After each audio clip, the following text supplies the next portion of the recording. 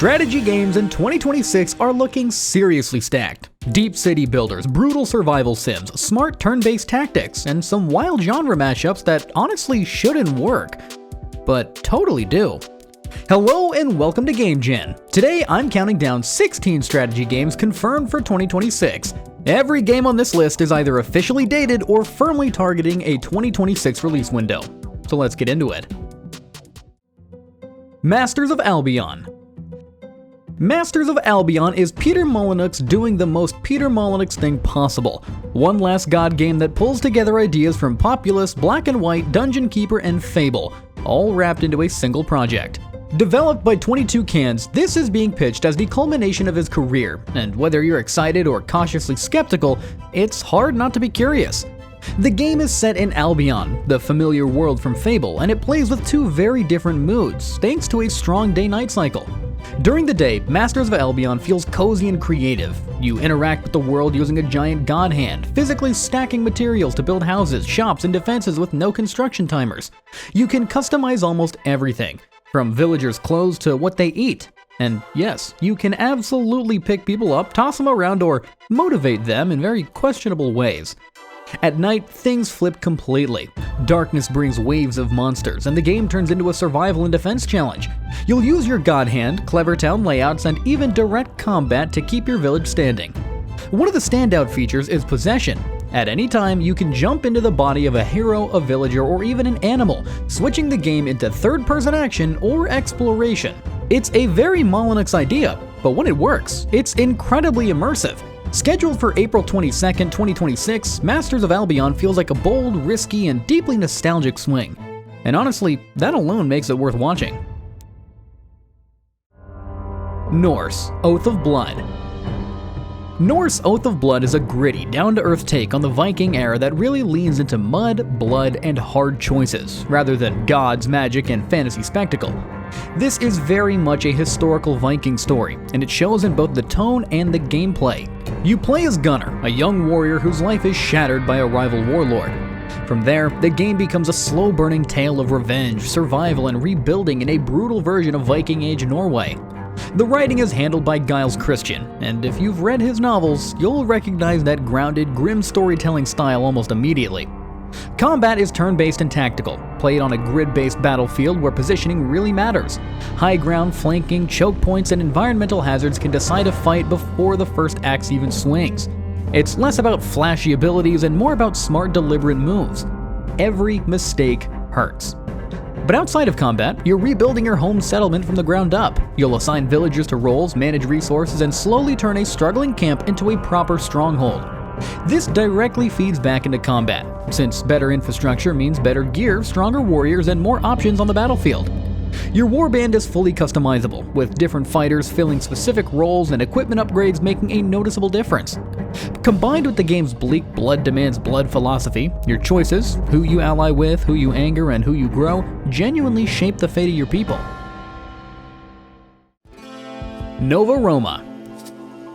Nova Roma is a Roman-themed city builder that takes the cozy foundation of kingdoms and castles and pushes it into much deeper, more ambitious territory. Developed by Lion Shield and published by Hooded Horse, this is very much a spiritual successor, but with way more moving parts, both literally and politically. Nova Roma is scheduled to enter early access on March 26, 2026. The big standout here, though, is physics-based water simulation. Water isn't just decoration in Nova Roma, it's a system you have to respect. You'll build aqueducts, dams, and reservoirs to supply farms and citizens, and bad planning can lead to real disasters like flooding or droughts. Redirect a river the wrong way, and your beautiful Roman district might end up underwater. It makes city planning feel far more hands-on and satisfying. The terrain itself is also fully editable. Instead of working around hills and rivers, you can reshape the land by digging channels, leveling terrain, and carving paths for water to flow exactly where you want it. It gives the whole game a very tactile, engineer your empire feel.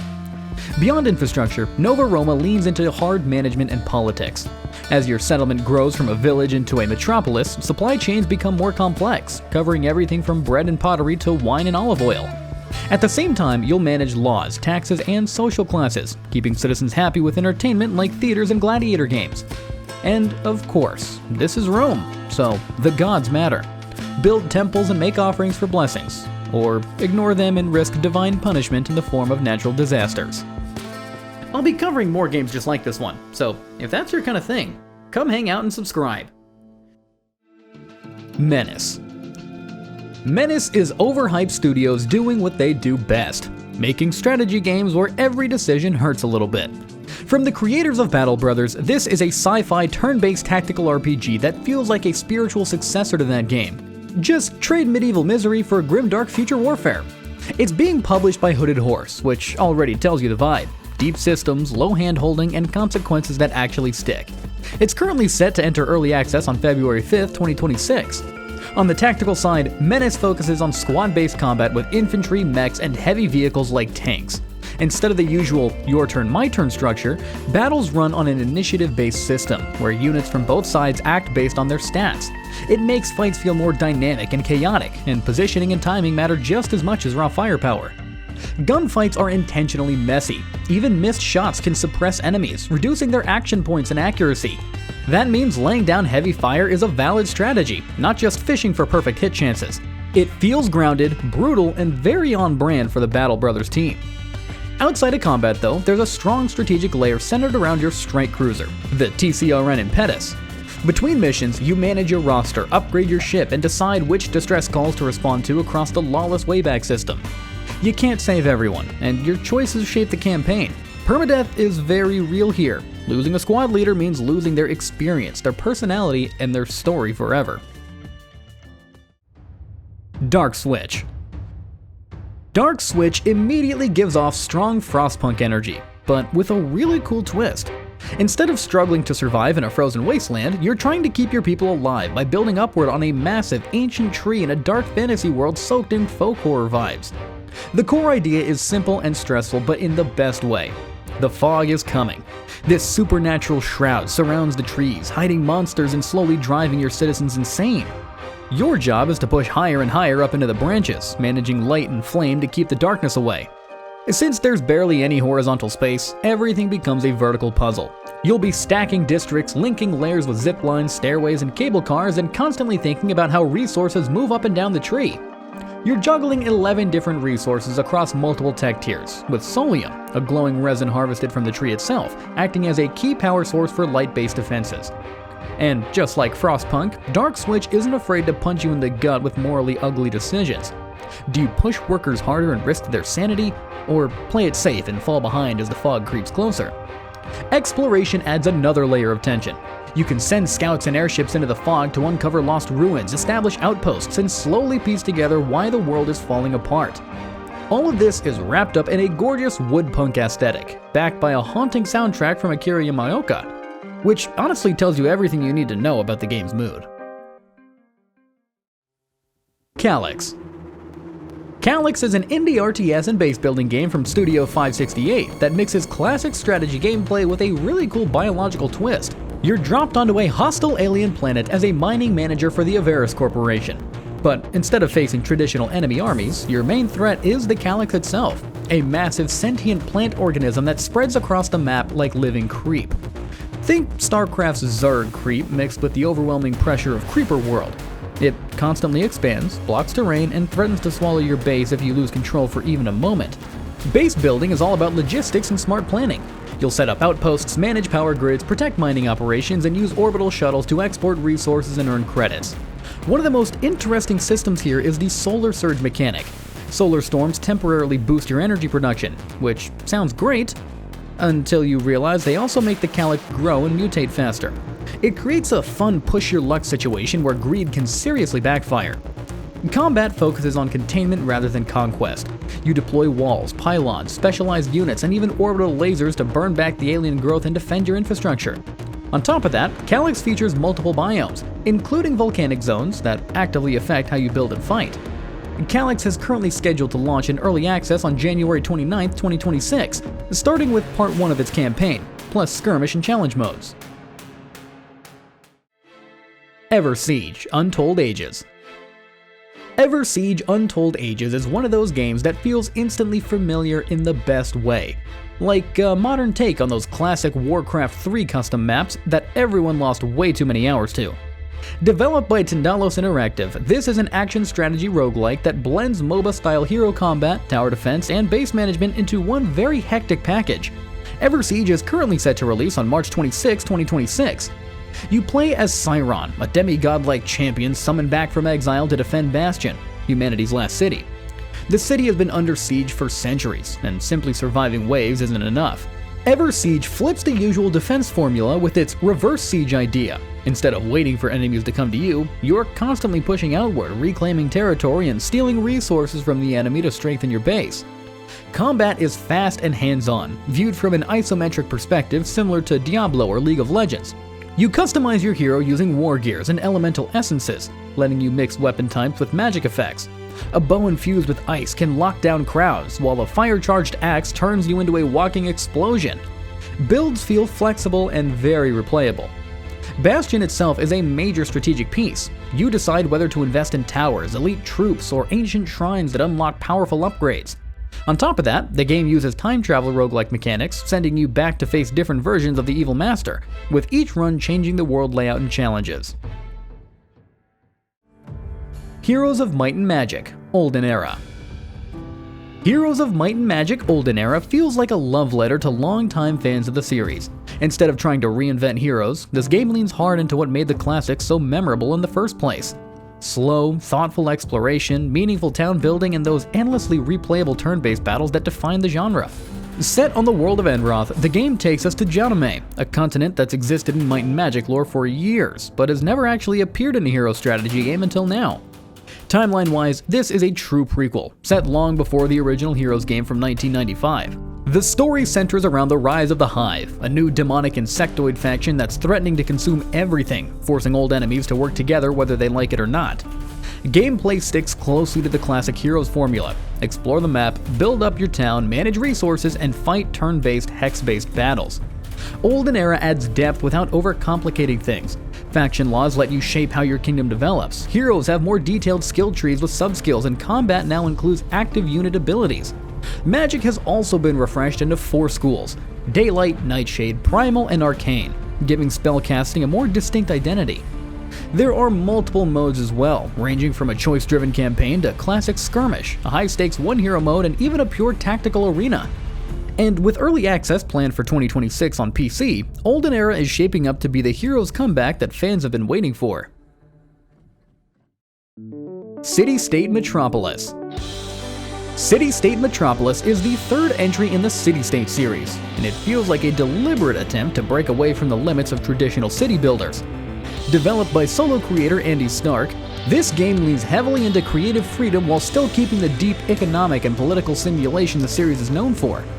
The biggest change is the move away from a rigid grid. Citystate Metropolis is fully gridless, letting you draw custom-shaped parcels instead of snapping everything to squares. You can zone irregular districts, curved neighborhoods, and organic city layouts, and the game automatically fills those shapes with buildings that actually fit. It immediately makes cities feel more natural and less gamey. Buildings themselves are procedurally generated, not just placed as fixed models. You can tweak things like height, footprint, color, and density, and the city visually responds to your planning choices. Combined with spline-based roads, parks, and waterfront tools, this makes Metropolis feel much closer to a true city painter than early city-state games. Under the hood, the simulation has also changed. Instead of tracking every individual citizen, the game uses a crowd-based system, allowing cities to scale past 1 million residents without turning your PC into a slideshow. That opens the door to much larger, denser urban environments. But what hasn't changed is the governor system. Your tax policies, regulations, and social decisions directly shape the city's look and feel. Star Trek Voyager: Across the Unknown. Star Trek Voyager: Across the Unknown puts you right into the captain's chair of the USS Voyager, stranded in the Delta Quadrant and desperately trying to make it home. Developed by GameExcite and published by Dead Alec Entertainment, this is a story-driven survival strategy game with strong roguelite DNA, meaning no two journeys across the galaxy play out the same way. The game is currently slated to release on February 18th, 2026. What really sets this game apart is its big what-if approach to the Voyager story. You're not locked into TV canon. You can make choices that Captain Janeway never would. Like fully embracing Borg technology, taking morally questionable shortcuts, or prioritizing survival over Starfleet ideals. Every decision can change crew relationships, story events, and how dangerous your journey becomes. Gameplay-wise, it feels like a mix of FTL-style ship management and narrative-heavy strategy. You're constantly juggling limited resources, repairing damaged systems, upgrading ship facilities, and deciding whether to invest in science labs, crew quarters, or defensive systems. Resource scarcity is a constant pressure, forcing you to scan planets and anomalies for fuel while keeping crew morale and health from falling apart. Combat is tactical rather than flashy. In ship-to-ship battles, you assign crew members to stations to unlock special abilities, while away missions have you selecting teams based on skills like science, security, and engineering to deal with planetary threats and story events. Systemic War. Systemic War is shaping up to be one of those rare strategy games that actually tries to simulate how modern global conflict really works. Messy politics, fragile economics, and wars that don't always start with tanks rolling across borders. Developed by Polish studio Play of Battle, it's best described as Total War meets modern geopolitics, set between 2008 and 2025. At the highest level, you're playing a grand strategy game. You manage a real nation on a global map, juggling diplomacy, trade agreements, internal politics, and economic stability. But unlike most games in the genre, the economy isn't simplified. Systemic War uses a legitimate macroeconomic model, meaning inflation, interest rates, GDP growth, and currency values all matter. Poor economic decisions can quietly wreck your war effort long before the first shot is fired. When tensions finally boil over, the game zooms into real-time tactical battles. And these aren't abstract clashes. You're commanding modern units like tanks, infantry, drones, and electronic warfare systems across detailed maps based on real-world locations such as Taiwan, Warsaw, and the Suwalki Gap. Warfare emphasizes precision strikes, reconnaissance, and information dominance rather than endless unit spam. Everything revolves around the DIME model: diplomacy, information, military, and economy. War isn't binary either. You can apply pressure through cyber operations, influence campaigns, or proxy conflicts. But push a nuclear power too far, and the game can end abruptly in total annihilation. Solasta II. If you're the kind of person who loved Solasta because it felt like sitting at a real D&D table, Solasta II looks like the devs finally had the budget and the confidence to go all in on that idea. This time, it's not just about perfectly following the rules. It's about turning that rule set into a much bigger, more cinematic adventure. The biggest deal here is that Solasta II uses the updated 2024 D&D rule set. That means revised class features, smarter balance, and stuff like weapon mastery, which makes martial characters way more interesting moment to moment. Combat is still turn-based, tactical, and very rules-accurate. Positioning, light, elevation, reactions, all that crunchy D&D goodness is very much intact. Where things really change though is exploration. Unlike the more structured campaign of the first game, Solasta II goes for a far more open-world approach. You're free to roam the new continent of Neokos, stumble into side quests, and explore at your own pace instead of being pushed down a straight path. That alone already makes it feel closer to an actual tabletop campaign. Story-wise, it's set decades after the original, and follows 4 siblings from the Colwall family, bound by a mysterious covenant left by their mother. The threat this time is more personal and darker, centered around an ancient corrupting force led by Shadwin, voiced by Amelia Tyler, which already tells you that the narration is gonna hit hard. Visually, the jump to Unreal Engine 5 is huge. Better lighting, nicer environments, and way more expressive characters make this feel like a proper step forward. Co-op is back as well, so you and your friends can each control a party member, just like a real D&D table. If Early Access delivers on its promise, Solasta II might finally be the D&D RPG that fully escapes the great combat, rough presentation label of the original. All Will Fall. All Will Fall is a survival city builder that turns one simple idea into pure anxiety. Gravity hates you. It mixes the harsh, people-first survival pressure of Frostpunk with the wonderfully cursed physics chaos of games like Besiege or Polybridge, and the result feels less like a city planning game and more like long-term damage control. The premise is instantly stressful. After a cataclysm known as the Great Fall, the ground below is no longer safe to live on, either unstable, toxic, or outright deadly. So instead of spreading outward, your city has to grow upward or stretch across impossible gaps. Every building, beam, cable, and floor tile exists as a real physical object, which means bad decisions don't just fail, they collapse. Literally. This is where the game really shines. Structural integrity is everything. Stack too much weight on a weak foundation, overextend a bridge for one extra resource node, or forget to reinforce older districts, and the whole thing can start to sway, crack, and domino into disaster. Wind, tremors, and impact events don't care how proud you are of your skyline. Resource management, though, is just as intense. You're scavenging from the ruins below, refining scrap into high-tensile cables or reinforced steel, and constantly choosing between stability and expansion. Even survival systems, heat, oxygen, food, run through pipes and wires that add weight to your structures. When things fail, they fail spectacularly. Buildings don't just disappear, they break up into physical chunks that can smash through lower levels, turning one mistake into a cascading nightmare. The whole game has this gritty industrial vibe where disaster feels inevitable.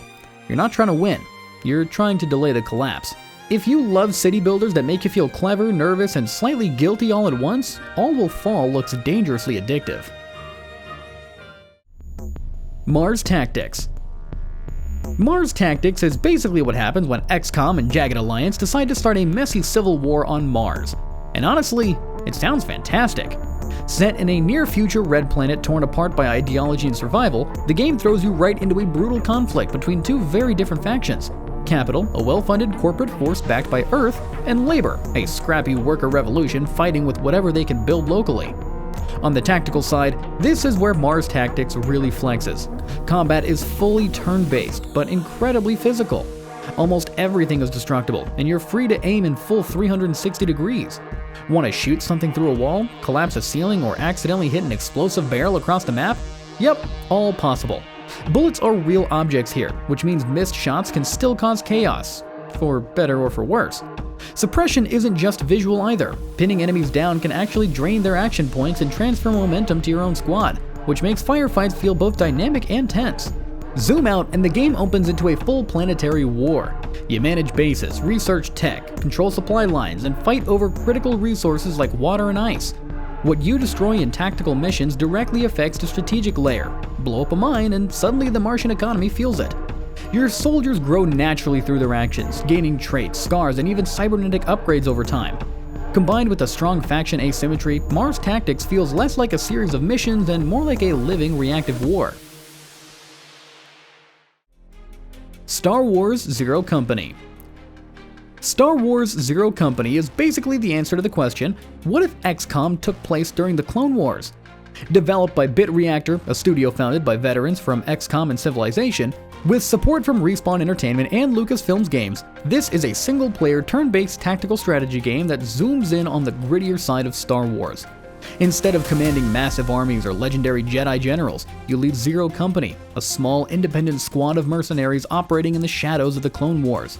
You're based out of the Den, a hidden hub in the Ring of Catherine, taking morally gray contracts while uncovering an emerging threat that could affect the entire galaxy. Combat is classic grid-based, turn-based tactics. Positioning, cover, and line of sight are everything, and fights are designed to feel both tense and high stakes. As squad members fight together, they build relationships that unlock powerful synergy abilities, rewarding you for keeping your team alive and working as a unit. Between missions, you return to the Den to manage your operation. You'll upgrade gear, recruit custom operatives, and gather intel through informants across the galaxy. Choices matter here, both in combat and in the story, with consequences that can permanently affect characters and narrative outcomes.